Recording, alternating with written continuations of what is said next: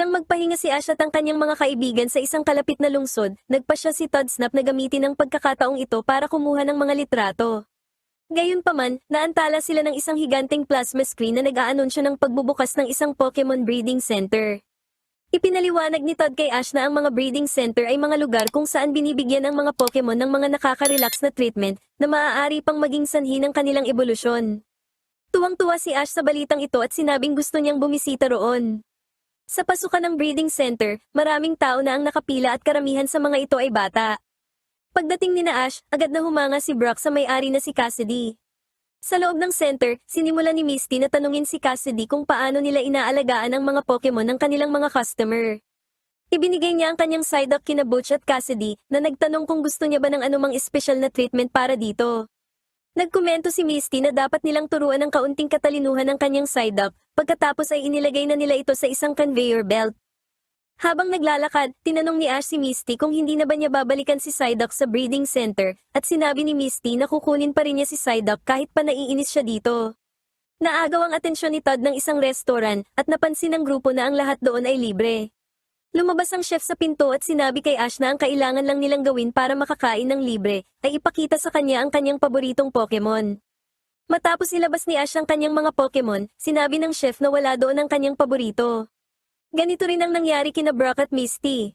Inilabas ng chef ang isang litrato ng Pokemon na paborito niya, at lumabas na ito ay isang Psyduck. Nagmamadaling bumalik si Misty at ang iba pa sa breeding center para kunin si Psyduck, ngunit pagdating nila doon ay sarado na ito. Nang pumasok sila sa pintuan sa likod, natagpuan nila ang kanilang sarili sa loob ng isang abandonadong gusali. Pagpasok nila sa isa sa mga silid, natuklasan nila na ang lahat ng mga Pokemon ay nakakulong lang sa mga hawla. Nakita ni Brock si Psyduck, ngunit naalerto sila nang makitang inililipat ang isa sa mga hawla sa ibang silid. Nag-uusap sina Butch at Cassidy na ang Sandshrew ay magagamit lang nila kung matututo ito ng Fury Swipes. Ipinahayag nila na bibigyan sila ng bonus ng kanilang boss kapag nalaman ang kanilang mga ginagawa. Narinig ni Ash ang kanilang pag-uusap at bumuo ng plano si Todd na hulihin sila sa akto sa pamamagitan ng pagkuha ng mga litrato. Biglang lumitaw si Giovanni sa isang screen sa harap ni Butch at Cassidy upang kumustahin ang kanilang operasyon. Kinumpirma nila na maayos ang lahat at sinabi ni Giovanni na kung nalaman ni Jessie at James ang tungkol dito, tiyak na sisirain lang nila ang plano. Habang kumukuha ng litrato si Todd, napansin ni Butch ang flash mula sa kamera. Lumabas si Butch para mag-inspeksyon ngunit wala siyang nakitang tao. Gayunpaman, binaliwala niya na ito nang makita niya si Pikachu na naglalabas ng kuryente dahil akala niya ay dito nagmula ang liwanag. Lumabas sina Ash nang umalis si Butch, ngunit tumanggi si Misty na iwan ang kanyang Psyduck sa hawla. Napilitan silang magtago muli nang sapilitang pumasok sina Jessie at James. Sinabi ni Jessie na nanakawin nila ang lahat ng mga Pokemon. Sinubukang buksan ni James ang kandado, ngunit nagulat sila nang makita sila ni Ash na nagtatanong kung ano ang ginagawa nila roon. Tinanong din ng Team Rocket ang grupo ni Ash ng parehong tanong at inakalang nandoon din sila para magnakaw. Biglang bumukas ang mga ilaw at lumitaw sa harap nila sina Butch at Cassidy. Ginaya ng dalawa ang moto ng Team Rocket at binigkas ito. Hindi tulad ni James, nakilala ni Jessie si Cassidy, na labis niyang kinamumuhian. Matapos silang akusahan ng Team Rocket ng panggagaya, sinabi ni Cassidy na magagalit si Giovanni kapag nalaman nitong ninakaw ni Jessie at James ang kanyang mga Pokemon. Habang nagmamakaawa sina Jessie at James na wag silang isumbong, sumubok na tumakas sina Ash sa kabilang silid. Ngunit pinigilan sila ni Cassidy. Tumakas din ang Team Rocket, ngunit napahinto si James nang makita niya ang iniwan niyang Whipping Bell doon na nag-evolve na pala sa isang Victory Bell. Gayunpaman, kapwa ang Team Rocket at ang grupo ni Ash ay nahuli at ikinulong sa mga hawla. Nakatakas sina Misty at Pikachu, habang kinumpiska naman ni Butch ang kamera ni Todd. Nang dumating si Officer Jenny, nagpanggap na malungkot si Cassidy tungkol sa sitwasyon. Dinala sina Ash sa presinto dahil nalinlang ni Cassidy at Butch si Jenny na sila ang mga kriminal. Nag-isip ng plano si Misty kung paano mapapatunayan na inosente sina Ash, at ang naisip niya ay ipakita kay Jenny ang mga litrato na kinuha ni Todd. Kinabukasan, bumalik si Misty sa breeding center para subukang kunin si Psyduck, habang si Pikachu naman ay pumasok sa loob para kunin ang kamera ni Todd. Sa huli, nabawi ni Misty si Psyduck at matagumpay rin na nakuha ni Pikachu ang kamera. Samantala sa presinto, sinubukang ipaliwanag ni Ash ang kanilang panig kay Jenny, ngunit ayaw nitong makinig. Biglang dumating si Misty at ipinakita ang mga litrato ni Todd na nagpapatunay na inosente sina Ash at nalinlang lang si Jenny. Nang bumalik si Jenny at ang grupo ni Ash sa breeding center, naabutan nila sina Butch at Cassidy na naka-uniform na ng Team Rocket. Sinubukan na tumakas ng dalawa gamit si Raticate pero madali lang itong natalo ni Pikachu. Pagkatapos ay ginamit naman ni Ash ang kanyang Bulbasaur para igapos ang dalawang kriminal, dahilan upang sila ay maaresto at maikulong sa Armored Paddy Wagon. Pinasalamatan ni Jenny ang grupo ni Ash at inalok na kumain. Sa restaurant, kumain si Misty ng maraming serving ng ice cream. Sina Jessie, James, at Meowth na naiwan sa kulungan dahil isinama sila ni Misty sa sumbong, ay tumakas sa pamamagitan ng paghuhukay habang nagrereklamo tungkol sa kanilang selda. Naghiwalay na ng landas sina Ash at Todd. Sina Ash ay patungong Cinnabar Island habang si Todd naman ay patungo sa kabundukan para kumuha ng mas marami pang litrato ng mga Pokemon. Habang naglalakad sina Ash, makikitang naghuhukay ang Team Rocket direkta sa ilalim lang nila. Habang nakasakay sila sa isang ferry patungong Cinnabar Island, ipinahayag ni na Misty at Brock ang kanilang pananabik sa pagbisita sa isla. Gayunpaman, naantala sila ng panggugulo ni Gary Oak na ang presensya sa barko ay ikinagulat ni Ash. Habang ang iba't ibang turista ay naglilibang, malungkot na nagkomento si Ash na karamihan sa mga naroon ay mga Pokemon trainer din. Pinagtawanan ni Gary ang kanyang obserbasyon at ipinaliwanag na hindi na dinadayo ng mga trainer ang Cinnabar Island simula noong isang trainer pa ang kanyang lolo. Ibinunyag ni Gary na ang Cinnabar Island ay naging isang ganap na resort na lamang, kaya siya naroon para magpahinga. Nang ipahayag ni Ash na makakakuha siya ng gym badge matapos talunin ng leader, sinabi ni Gary na nagsasayang lang siya ng oras dahil wala na raw gym sa Cinnabar Island. Pagdaong ng barko sa isla, napagtanto ni Ash na tama si Gary, habang isang Jigglypuff naman ang pasimpleng sumusunod sa kanila sa pampang. Nagtaka si Brock kung bakit naging tanyag ang isla nitong mga nakaraang taon, hanggang sa may lumapit sa kanila na isang residente at nagsabing ang sagot ay isang riddle. Ipinaliwanag ng lalaki na dahil sa mga hot spring na lumitaw mula sa bulkan, nahikayat ang mga turista sa isla. Nang magtanong si Ash kung nasaan ang gym, sumagot ang residente ng isa pang riddle, ang gym niya ay nasa lugar kung saan mo inilalagay ang iyong salamin.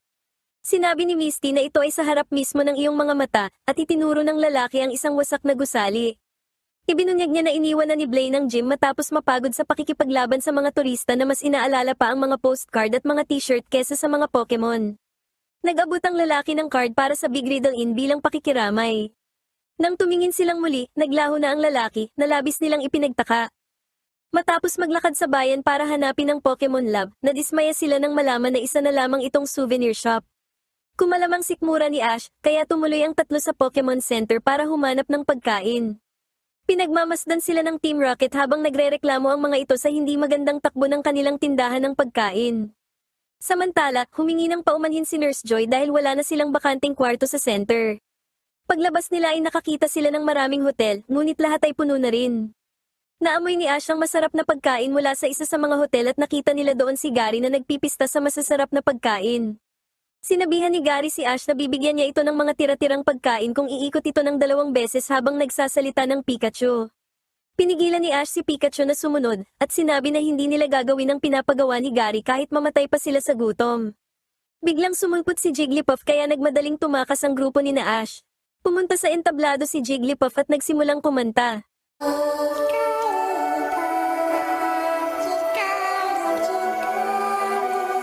Gaya ng dati, nakatulog ang lahat at sinulatan ni Jigglypuff ang kanilang mga mukha. Ipinaalala ni Brock ang card ng Big Riddle Inn kay Ash at nakita nilang may nakasulat dito na isang riddle, kung titingin ka malapit sa swing, makikita mo ang aking mga kamay o kahit ang aking mukha. Mabilis na nakuha ni Misty na ang sagot ay orasan, at nakita nga nila ang isang gusali na may orasan sa itaas ng swing. Pagdating nila sa Big Riddle Inn, binigyan sila ng libreng matutuluyan ng may-ari dahil sa talino ni Misty. Nang muling kumalamang sikmura ni Ash, naisip ng may-ari na gusto rin nila ng pagkain.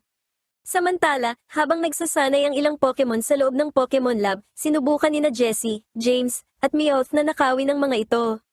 Naghulog sila ng bomba sa gusali, at agad na naabisuhan ang may-ari ng Big Riddle Inn sa nagaganap na pagsalakay. Pagdating ni na Ash, pinalaya niya ang mga Pokemon sa tulong ni na Pikachu at Pidgeotto. Bilang pasasalamat, ipinaalam ng may-ari kay Ash na nagtayo si Blaine ng isang sikretong gym sa pamamagitan ng riddle na, nasa lugar ito kung saan ang mga bumbero ay hindi kailanman mananalo.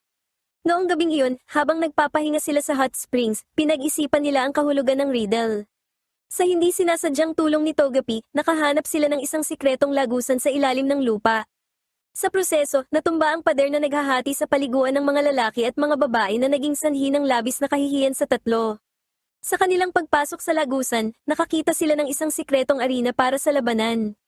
Biglang lumitaw ang may-ari ng inn at binati sila sa paglutas ng riddle. Ang sagot ay sa loob ng bulkan. Nang magtanong si Ash kung ano ang nangyayari, nagbigay ang hippie ng isa pang riddle. Hindi ito sombrero pero pinapanatiling tuyo ang ulo mo. Kung isusuot mo ito, ibig sabihin ay nawala mo na ito. Sagot ni Misty ay wig dahil pinapanatili nitong tuyo ang ulo sa ulan at isinusuot ito ng mga taong nawalan na ng buhok. Matapos ang sagot ni Misty, nagtanggal ng balat kayo ang lalaki at nagpakilalang siya si Blaine. Hinimok siya agad ni Ash sa isang Pokemon battle na tinanggap naman ni Blaine matapos makitang determinadong trainer si Ash. Inilabas ni Blaine ang kanyang Ninetales at pinili naman ni Ash si Squirtle. Ginamit ni Ninetales ang Fire Spin at kinontra ito ni Squirtle ng Water Gun, ngunit dinaig ng Fire Spin ang kanyang atake. Nagawang magtago ni Squirtle sa kanyang shell pero hindi niya kinaya ang init at siya ay nawalan ng malay. Dahil kailangan niya ng malakas na Pokemon, inilabas ni Ash si Charizard para harapin ang ikalawang Pokemon ni Blaine. Pinabalik ni Blaine si Ninetales at inilabas si Rhydon. Nagmakaawa si Ash kay Charizard na makipaglaban para sa kanya, pero tinanggihan pa rin siya nito at lumipad sa labas ng ring na nagresulta sa kanyang pagkakadisqualify. Sa kanyang huling Pokemon, ginamit ni Ash si Pikachu laban kay Rhydon. Kahit na ang uri ni Rhydon ay hindi tinatabla ng kuryente, nagwagi si Pikachu sa pamamagitan ng pagpapadaloy ng kuryente sa sungay nito.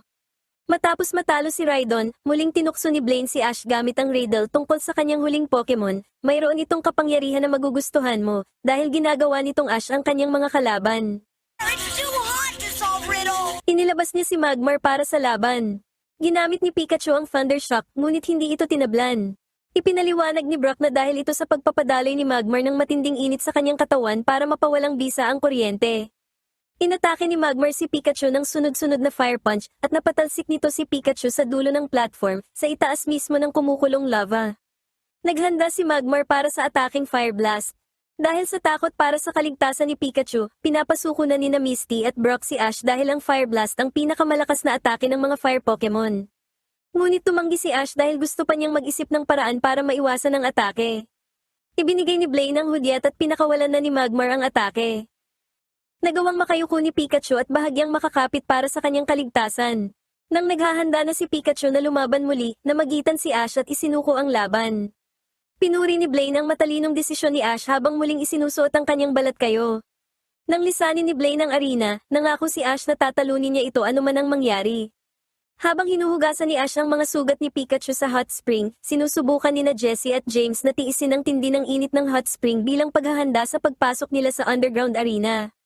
Ipinahayag nila na ang kanilang layunin ay hulihin ang Magmar ni Blaine upang talunin si Pikachu. Nakaisip si Meowth ng isang plano upang matagumpay itong maisagawa gamit ang mga Freeze Blaster. Pagpasok ng tatlo sa underground arena dala ang kanilang mga blaster, lumitaw si Magmar sa gitna ng bumubulwak na lava. Inutusan ni Meowth sina Jessie at James na magpaputok ng kanilang mga Freeze Blaster, na nagawa namang ikulong si Magmar sa loob ng isang bloke ng yelo.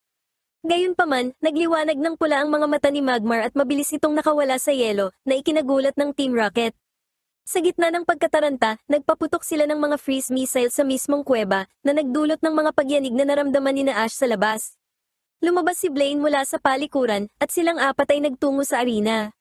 Sa sandaling gawin niya ito, nayelo siya ng isa sa mga bala ng Freeze Blaster. Napagtanto ni Brock at Misty na ang Team Rocket ang nasa likod ng lahat ng kaguluhan, habang nagbabala si Blaine na ang kanilang walang tigil na pag-atake ay maaaring magdulot ng chain reaction sa loob ng bulkan.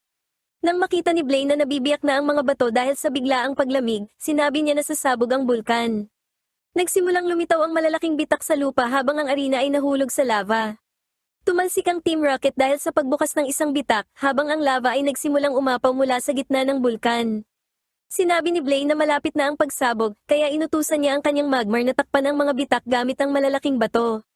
Inilabas ni Ash ang kanyang Charizard upang tulungan si Magmar, ngunit nagtamad-tamaran ito gaya ng dati. Nang mapansin ni Charizard ang hirap na dinaranas ni Magmar, nagpa siya itong tumulong na sa pagharang ng agos ng lava.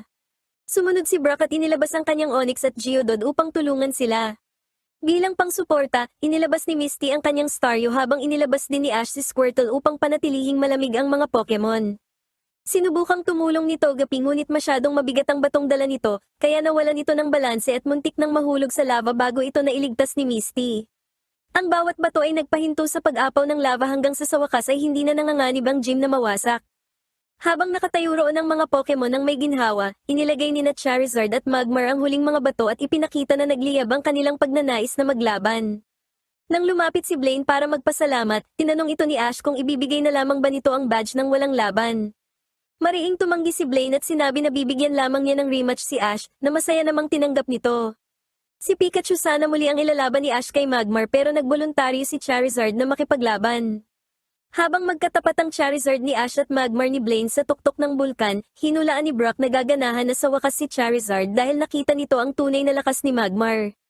Nagbanggaan ang mga attacking flamethrower ni na Charizard at Magmar na nagresulta sa isang malaking pagsabog at napagtanto ni Ash nang may panghihinayang na ito ay tabla. Nagpatuloy si Magmar gamit ang Fire Blast na sinalag naman ni Charizard gamit ang purong lakas ng katawan. Sa huli ay ipinadala ni Charizard ang Fire Blast sa langit. Sa utos ni Blaine, gumamit si Magmar ng Skull Bash na naging napaka-epektibo laban kay Charizard. Lumipad si Charizard sa itaas at bumagsak kay Magmar at nagkaroon silang dalawa ng tagisan ng lakas. Nawala ng balanse si Charizard at nagsimula siyang itulak ni Magmar sa lava sa ibaba.